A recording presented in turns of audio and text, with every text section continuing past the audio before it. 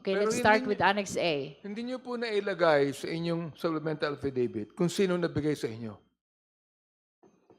Itinawag po ni dating Presidente Duterte na pick upin ko po sa safe house namin sa Eastwood.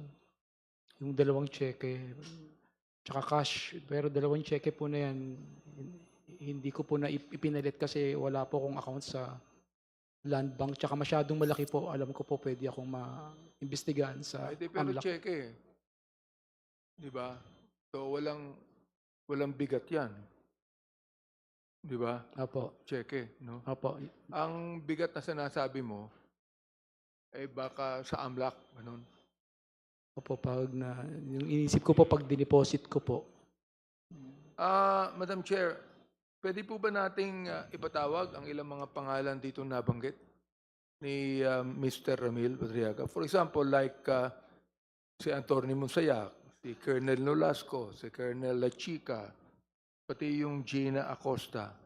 We will defer our concern on issuing subpoena for additional witnesses until we have presented all the resource persons, rather, who have Okay. complied already.